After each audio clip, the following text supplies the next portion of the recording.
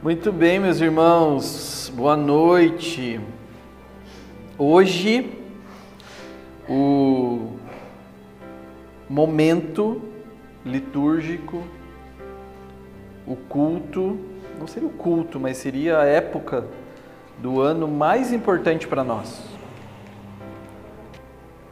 Então, quando nós temos contato com o Natal e nós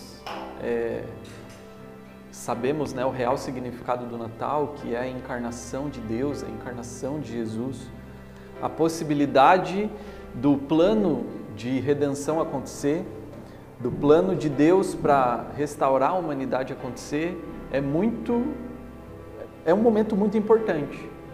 Mas a Páscoa é o momento que esse plano ele se confirma, que nós entendemos que o sacrifício de Jesus foi aceito pelo Pai. Foi aceito, a ressurreição dá esse respaldo, esse entendimento para nós de que realmente o sacrifício foi aceito. Por isso que ele ressuscitou, ele realmente era Deus, é Deus. Ele realmente está vivo, ele realmente venceu a morte. Se isso aconteceu, nós podemos tomar posse disso. Nós podemos entender que isso foi feito em nosso favor. Então, meus irmãos, além de entendermos hoje o porquê da ressurreição, nós viemos trabalhando nos últimos cultos sobre a suficiência de Cristo. Falamos sobre o porquê do sangue e porquê que Jesus tinha que ser homem e tinha que ser Deus. Hoje nós vamos falar sobre a Páscoa, sobre aonde se originou a Páscoa e também sobre a questão, sobre esse momento da ressurreição. Então, meus irmãos, para começar a falar sobre isso com vocês, eu gostaria de voltar com vocês. Então, se Jesus, ele morreu nesse período da Páscoa e ele ressuscitou no dia da Páscoa, é porque a Páscoa já existia antes de Jesus.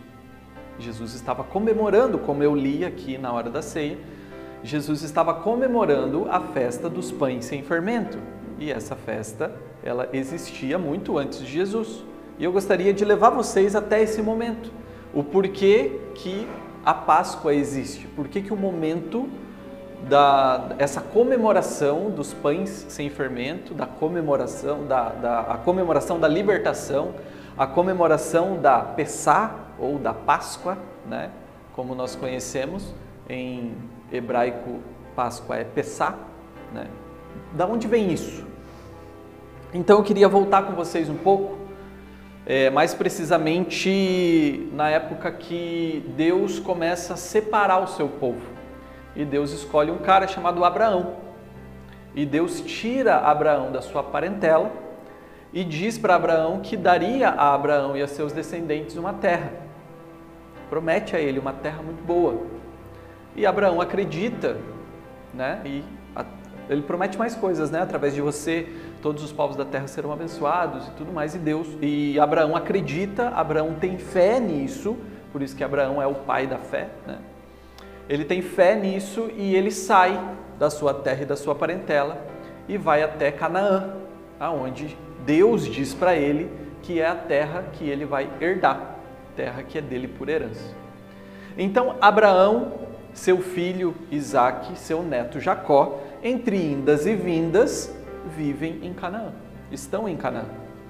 Até o momento, um período na época de Jacó que houve uma fome muito grande na região e, coincidentemente, Deus colocou um dos filhos de Jacó para governar o Egito, José. E José, governando o Egito, ele foi guiado pelo Espírito Santo e o Egito conseguiu reter muito alimento, e era responsável por vender esse alimento, enfim, para as regiões ao redor. Então, José, em um dado momento, leva Jacó e toda a família para o Egito, mais ou menos 70 pessoas. chegam no Egito e vivem ali. 400 anos depois, os descendentes de Jacó se multiplicaram. O nome de Jacó lá atrás, né, tinha sido mudado para Israel, então eles já eram conhecidos como israelitas, né? E eles se multiplicam e se transformam em muitas pessoas. A Bíblia deixa claro que são 600 mil homens, fora mulheres, crianças e idosos. Então, muita gente. Eu vou falar mais de 1 milhão para ficar mais fácil, né? E aí, então, o cenário era: os egípcios ficaram com medo da quantidade de hebreus, da quantidade de israelitas, e começaram a escravizar esses israelitas. Os egípcios, eles já não eram os mesmos egípcios que receberam Jacó e sua família, mas já eram outros, já era outra dinastia que estava ali.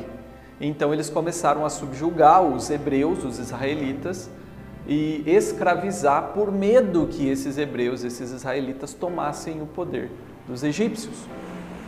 Então, num dado momento, o povo começa a clamar a Deus por misericórdia, começa a clamar a Deus para que Deus libertasse eles. E Deus ouve a prece dos hebreus e levanta Moisés, um homem que foi criado, né, por uma filha do faraó, cresceu dentro do palácio e foi levantado para libertar o povo. Tem a jornada de Moisés, mas Moisés vai até o faraó para libertar o povo, para tirar o povo dali, para que o povo pudesse ir adorar no deserto. E Faraó não deixa, Faraó não quer que isso aconteça. E aí então Deus começa a enviar as pragas. E cada praga ataca diretamente um deus egípcio ou um símbolo muito importante egípcio. Por exemplo, o rio Nilo era um deus. A fertilidade através das rãs, a magia através do pó da terra, a sabedoria, as plantações que morreram pelos gafanhotos, o gado. Também existia um deus que era, a imagem desse deus era uma vaca, a deusa do gado, né? Das criações. A saúde, através, não era lepra, né? Feridas purulentas, exatamente isso. A saúde também tinha um deus que era responsável pela saúde. Então, com essas pragas, o Deus verdadeiro estava dizendo que nenhum dos deuses do Egito era poderoso o suficiente. Depois ele atingiu o céu e por último o sol. E o deus mais importante do panteão egípcio era Ra, o deus sol. E ele foi o 9º a ser atingido. E mesmo depois de todos essas pragas, todos esses ataques às divindades egípcias, o faraó continuou com o seu coração endurecido. Então a 10ª praga, ela vem para atacar diretamente a dignidade do faraó, a divindade do faraó, porque faraó era considerado um deus, então vem para atacar diretamente a divindade do faraó, através da morte dos primogênitos. O filho do faraó foi um dos que morreram nesse acontecimento. E o faraó, ele era tido, conhecido, entendido como um deus. Ele era o filho de Ra. Ele era um deus na terra. Então atacar o faraó também era uma maneira de atacar outra divindade egípcia. Então, meus irmãos, eu gostaria que vocês abrissem a palavra lá em Êxodo 12. Nós vamos ler do 21 ao 27. Em seguida, Moisés mandou chamar todos os líderes de Israel e lhes disse: vão, escolham um cordeiro e um cabrito para cada família e sacrifiquem o animal para a Páscoa. Deixem o sangue escorrer para uma vasilha. Tomem um feixe de ramos de isopo e molhem-no com sangue. Usando o isopo, passem o sangue nos batentes laterais e no alto da porta das casas. Ninguém saia de casa até o amanhecer, pois o Senhor passará pela terra para ferir mortalmente os egípcios. Mas quando ele vir o sangue nas laterais e no alto da porta, passará por sobre aquela casa. Não permitirá que o anjo da morte entre em suas casas para matar vocês. Lembrem-se de que essas instruções são uma lei que vocês e seus descendentes deverão cumprir para sempre. Quando entrarem na terra que o Senhor prometeu lhes dar, continuarão a realizar essa cerimônia. Então, seus filhos perguntarão o que significa essa cerimônia. E vocês responderão: é o sacrifício da Páscoa para o Senhor. Pois ele passou por sobre as casas dos israelitas no Egito, e embora tenha abatido os egípcios, poupou nossas famílias. Então todos que ali estavam se prostraram e adoraram. Abaixe a sua cabeça, irmão, quero orar por nós. Papai, que o Senhor possa conduzir esse momento, Deus, que o Senhor possa nos trazer, Pai, uma palavra que venha da Tua parte, Deus. Que o Senhor possa abrir os nossos corações para que nós possamos entender mais sobre quem Você é e sobre o Teu plano para nós. Senhor Jesus, que não seja simplesmente eu falando aqui na frente, mas que sejam as Suas palavras da minha boca, Deus. Faça essa oração em nome do Senhor Jesus. Amém? Então, meus irmãos, desde o começo do capítulo 12, Deus chama Moisés e começa a falar para Moisés sobre a festa que deveria acontecer, né? Ele chama, então, dá ordem para Moisés e Arão sobre essa festa que deveria ser instituída quando chegassem na Terra Prometida. E essa festa deveria acontecer justamente para lembrar esse momento que eles estavam passando, da saída do Egito. Então Deus muda o calendário do povo. Nós, no começo do capítulo 12 é isso que está dizendo. Deus muda o calendário do povo, dizendo que a partir daquele momento seria o primeiro mês do ano, hoje conhecido como o mês de Nissan, né? Primeiro mês do ano. Então, Deus fala para os hebreus, para os israelitas assim, ó, o que vocês viveram até agora foi baseado em outra história. Daqui para frente, a gente vai começar uma história nova. Uma história tão nova que eu vou mudar o calendário de vocês. Vai ser, o começo do ano de vocês vai ser daqui para frente. Então ele começa a passar uma série de instruções para Moisés sobre a festa da libertação, ou a festa da Páscoa, ou a Pessá, né? E nessa celebração, eles deveriam sacrificar um cordeiro perfeito, de 1 ano, assá-lo por inteiro no fogo e comê-lo inteiro com ervas amargas. As ervas amargas para significar a amargura da escravidão. E também esse cordeiro deveria ser comido com pães sem fermento, pães ázimos. Primeiro, porque não daria tempo da massa fermentar, até que eles tivessem que sair do Egito, às pressas. E segundo, porque mais à frente nós vamos entender que o fermento ele começa a simbolizar, ou ele tem o símbolo do pecado. Assim como uma pouca quantidade de fermento leveda uma grande quantidade de massa, assim também o pecado, um menor resquício do pecado que não é tratado, ele impacta diretamente no ambiente e nas pessoas que estão ao nosso redor. Então, os pães sem fermento também têm esse significado, porque o fermento simboliza o pecado. E Moisés, então, após receber as instruções de Deus, ele vai falar com o povo sobre o que eles deveriam fazer naquele momento. Depois das 9 pragas, a 10ª praga viria para atingir diretamente o orgulho e a pseudo-divindade do faraó.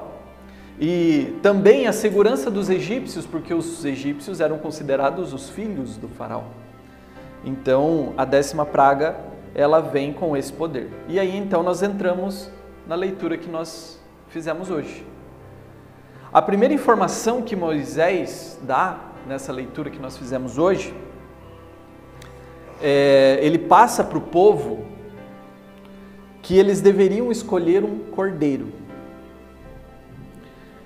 Deus diz a Moisés que esse cordeiro deveria ter 1 ano de idade e ser sem defeitos.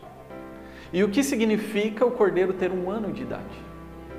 É sinal que o cordeiro não era nem muito jovem e nem muito velho. O cordeiro estava no auge da sua idade, com 1 ano de idade.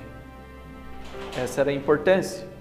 E a importância dele não ter, o significado, de ele não ter defeito, é porque ele não tinha nenhuma mancha, nenhuma deformidade,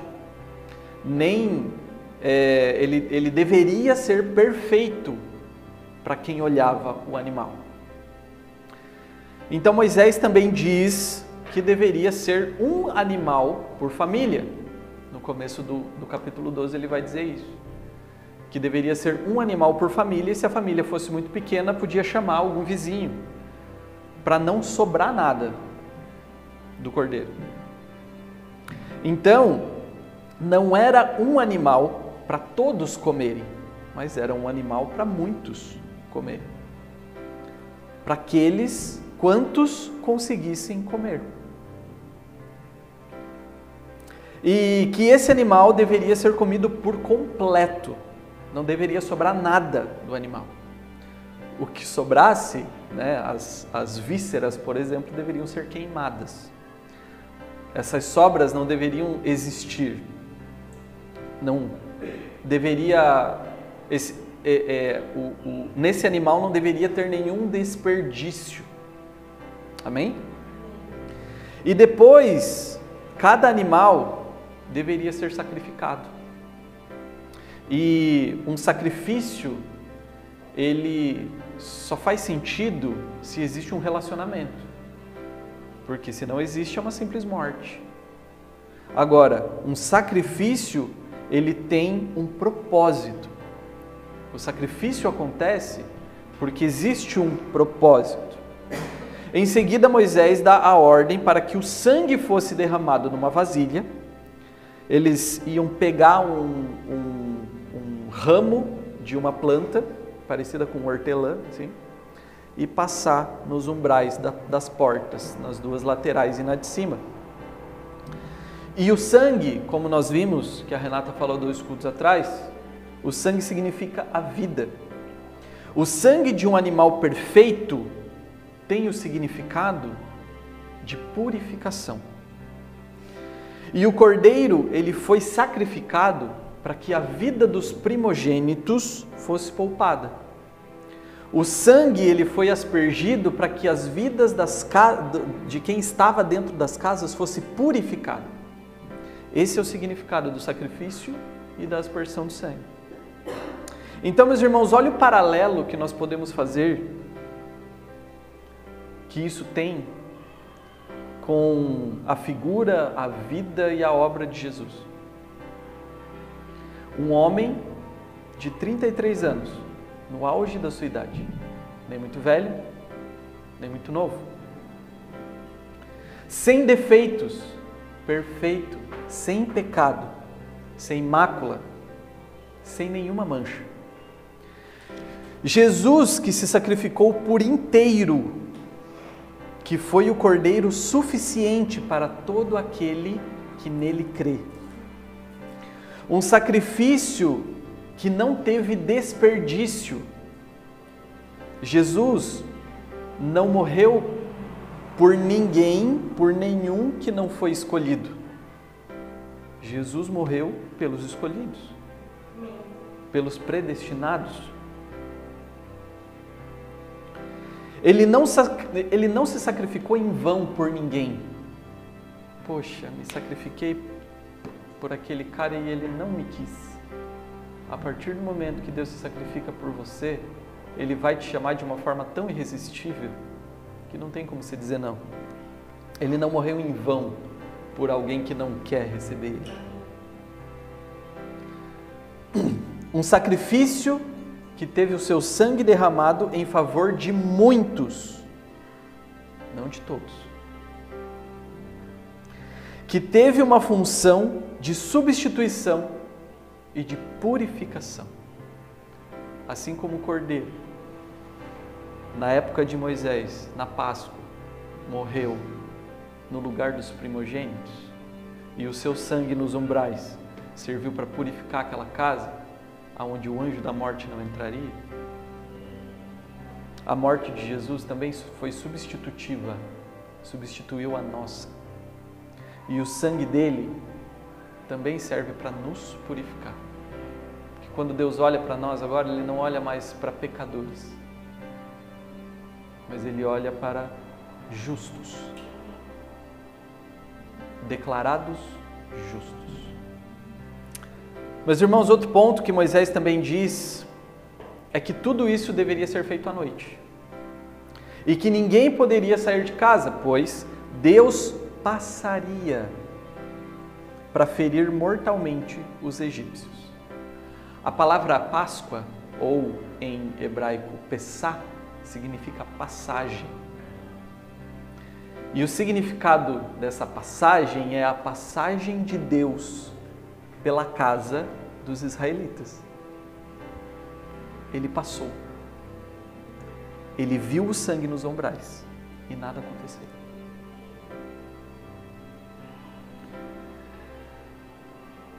Essa passagem ela deveria ser comemorada pelos israelitas. Por quê? Porque Deus estava exercendo naquele momento o seu santo juízo, a sua santa justiça sobre os egípcios. Os egípcios representam os ímpios, os impuros e os pecadores. Os egípcios nos representam quando nós estávamos perdidos, quando nós estávamos longe de Deus, quando estávamos em uma vida de prazeres e pecados. Nós éramos os egípcios. Nos ferir mortalmente não era nada mais do que nós merecíamos. Porque se o salário do pecado é a morte, nada mais justo do que sermos feridos mortalmente. Mas Moisés diz que esse sangue no batente das portas faria com que o anjo da morte não entrasse nas casas para matar os israelitas. Perceba que, por mais que Deus seja justo, santo, reto, os egípcios merecessem morrer, quem mata não é Deus. Quem mata é o anjo da morte. E quem é o anjo da morte? A gente só tem essa informação, era o anjo da morte. Provavelmente era um ser caído que tinha a permissão de Deus para ferir mortalmente.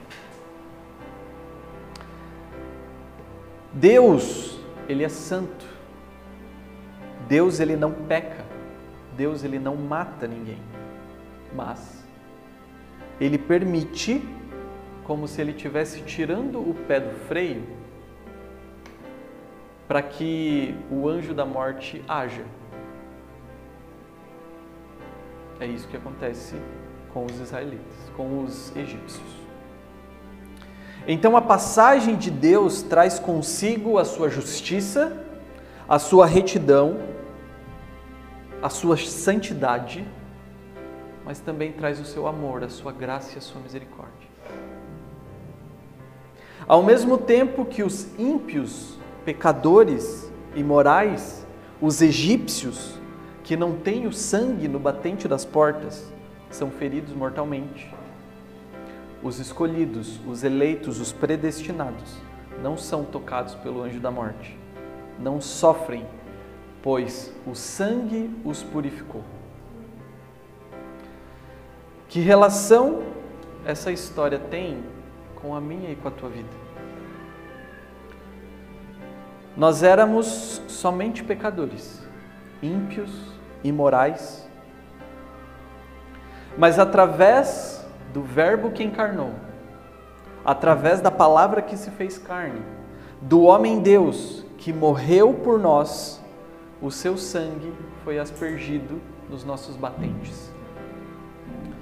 E Deus não enxerga mais esse pecado, essa impiedade e essa imoralidade, mas Deus enxerga o sangue do Cordeiro perfeito que nos purifica dia após dia. O sangue aspergido nos nossos batentes dia após dia. É isso que Ele enxerga.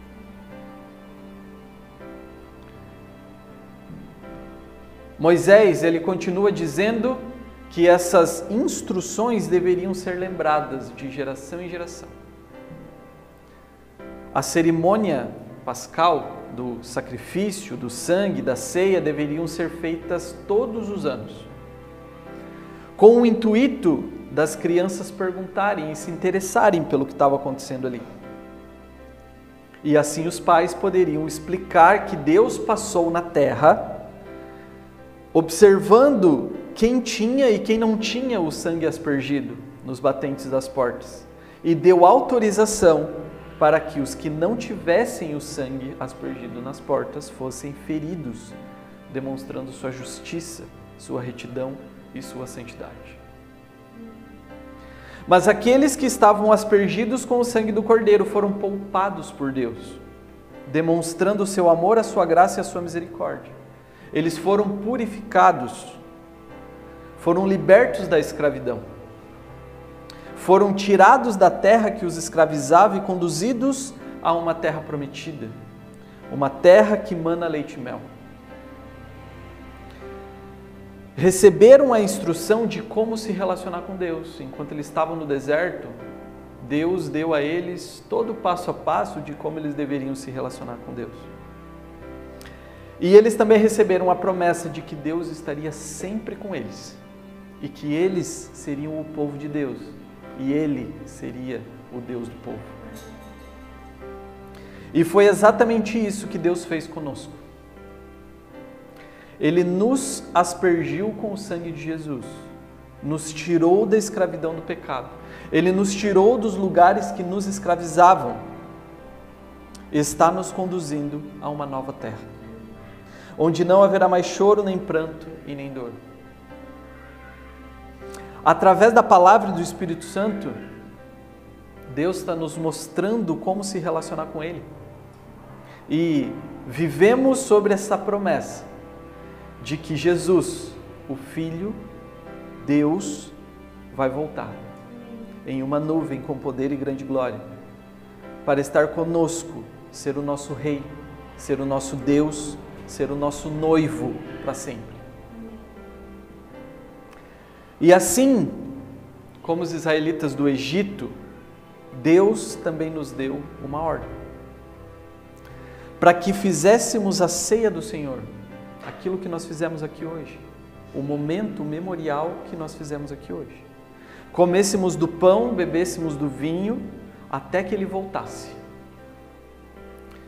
E olha a importância disso que nós fizemos hoje, porque tanto o kit que a gente vai levar para casa, quanto o momento que a gente vive aqui, precisa ser percebido pelas crianças, para que eles possam nos perguntar o que é isso, e para que a gente possa falar para eles o que é isso, o que isso significa.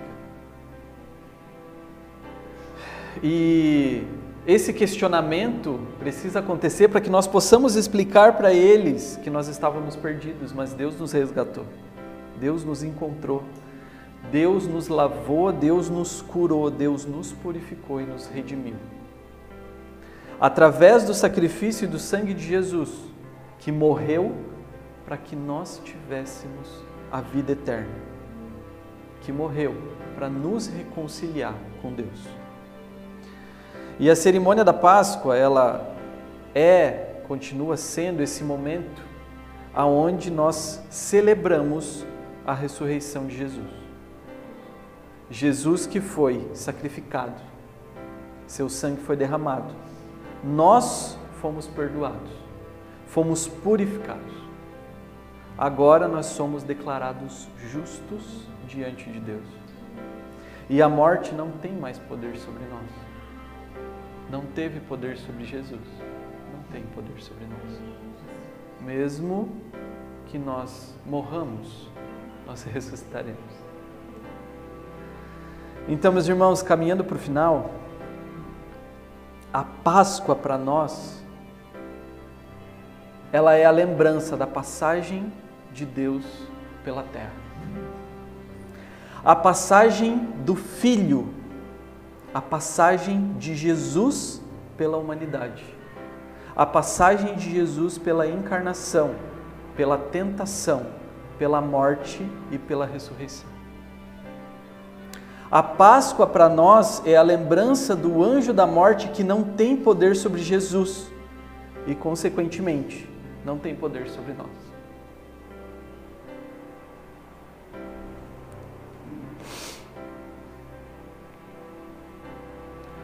Pois mesmo se nós morrermos, nós ressuscitaremos. A Páscoa para nós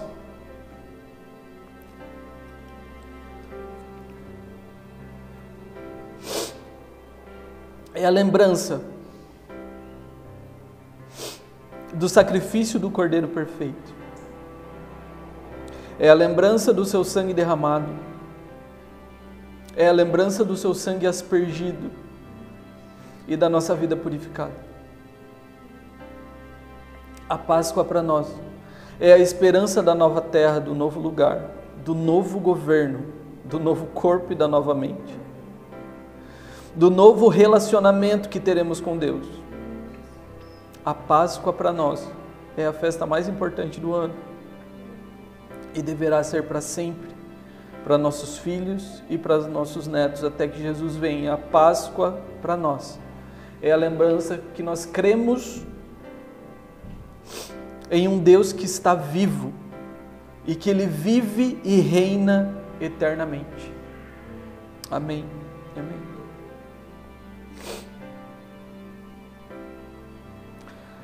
Meus irmãos, para que eu possa trazer uma aplicação para esse dia, assim como Deus, assim como o sangue do Cordeiro poupou os israelitas da morte, o sangue de Cristo nos livra da condenação eterna. Nós precisamos confiar inteiramente no sacrifício de Jesus como suficiente para a nossa salvação. Nós não precisamos de Jesus e mais alguma coisa. Nós não precisamos do sangue de Jesus e mais alguma obra. O sangue de Jesus é suficiente. Não são as nossas obras que nos protegem, mas a fé no sangue do Cordeiro. Segundo ponto, o povo de Israel não foi santo apenas por saber o que fazer, mas por obedecer com fé, marcando os umbrais com sangue. Hoje, a nossa fé, meus irmãos, ela precisa ser prática. Ela precisa ser vivida, obediente e visível nas nossas atitudes e nas nossas decisões. A fé que salva é a mesma fé que expressa através das nossas obras. Não são as nossas obras que nos salvam, mas a fé que nos salva nos impele a ter boas obras. Deus ordenou que os pais explicassem aos filhos o significado da celebração. E isso nos desafia a sermos discipuladores dentro das nossas próprias casas, contando aos nossos filhos e aos nossos netos o que Deus fez por nós. A fé cristã, ela é uma herança viva, que precisa ser transmitida com clareza, com zelo e principalmente com testemunho. Quarto ponto. A 10ª praga, ela veio, mas havia uma porta de escape. Nós sabemos que o juízo virá novamente, mas em Cristo há salvação. Isso nos impulsiona a viver em missão. Nós precisamos anunciar esse livramento para o mundo. Nós não podemos reter essa mensagem. Nós precisamos compartilhar o Evangelho enquanto ainda é tempo. Nós tivemos o sangue passado nos nossos umbrais. Mas tem muita gente que ainda precisa, necessita e carece desse sangue. E por último, meus irmãos, Deus escolheu os israelitas para que fossem redimidos. Nós fomos escolhidos por Ele e redimidos através do sacrifício de Jesus. A aplicação aqui, meus irmãos, é: Jesus está à porta e bate. Se você ainda não reconheceu Jesus como seu único e suficiente Salvador, que essa mensagem, que esse período litúrgico possa abrir os teus olhos diante da urgência que a sua resposta precisa ter. Amém, irmãos?